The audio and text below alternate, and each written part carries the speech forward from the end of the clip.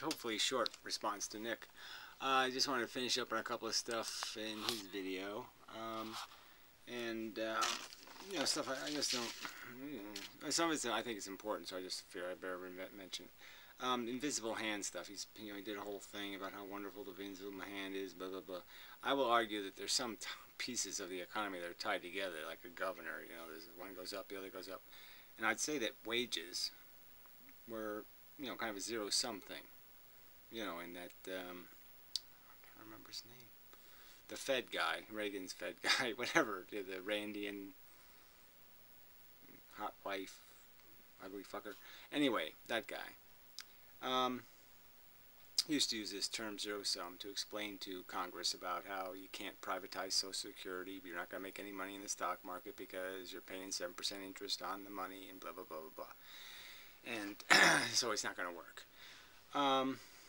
It's an insurance fund. It's not a pension fund.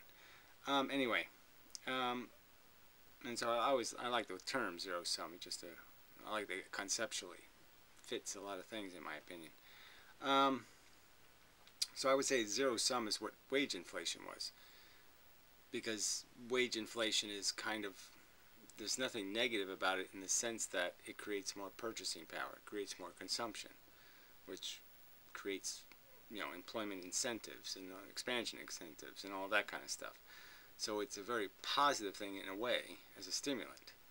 And as long as prices and wages stay tied together in some way, the workers make out really well, which they did, right? When they had unions and they had power, they went too far up.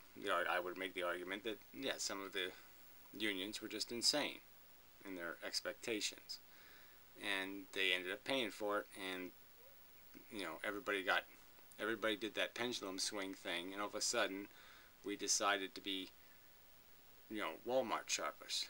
Well, we all decided to say we don't want to go to work, so yeah, let's just buy stuff instead of going to work.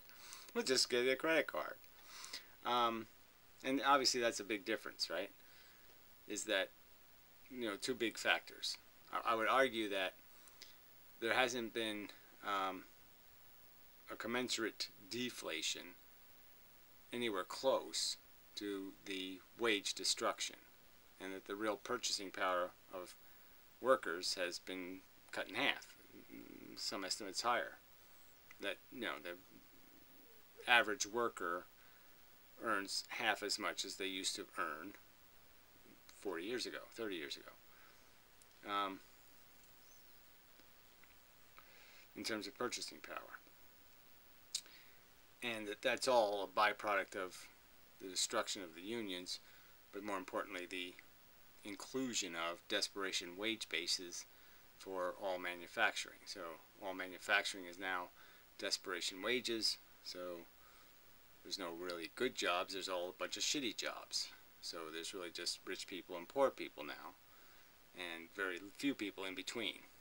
So you're either making more than $150,000 a year, or you're making less than 40. There ain't much in between. So the invisible hand ain't fixing any of that, and it's not going to fix any of that. And then the other big change is, so besides this desperation wage gain, and all those gains went to the rich because the wages went down for the workers, so they're, even though prices are lower, which they're not, I mean, relative to wage increases, price increases are higher over that same period of time. And what the other big difference is all of the purchasing consumption now, a higher percentage of it is debt consumption, and that has no appearance of being anywhere near sustainable. None of it's ever been paid back.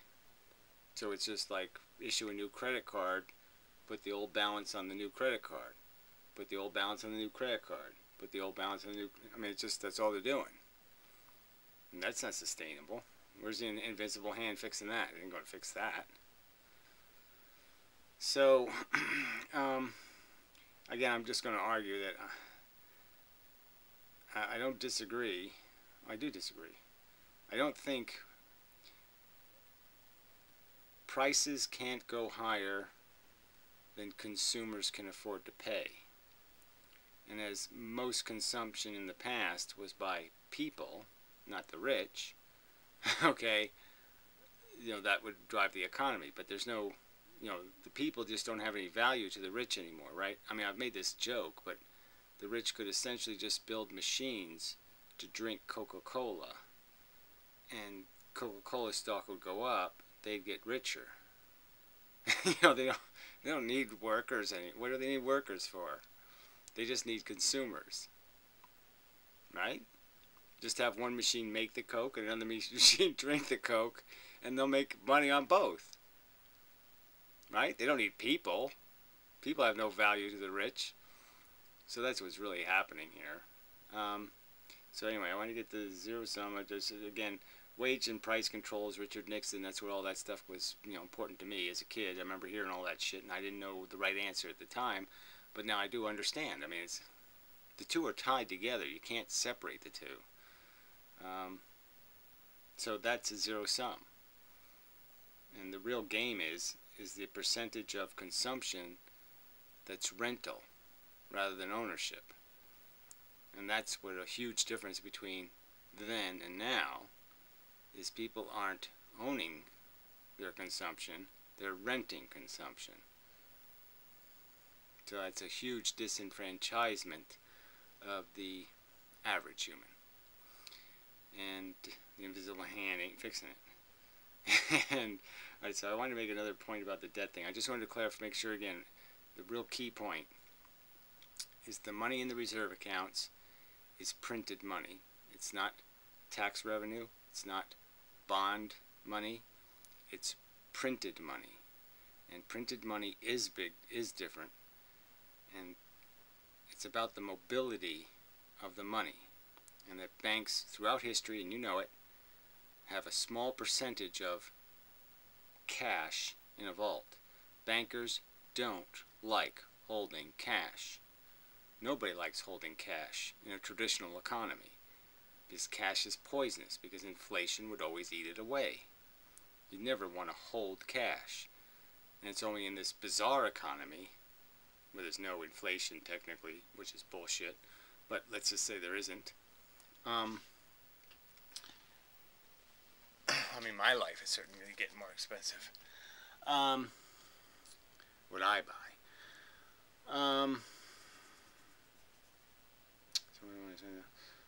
So yeah, it's about this mobility thing.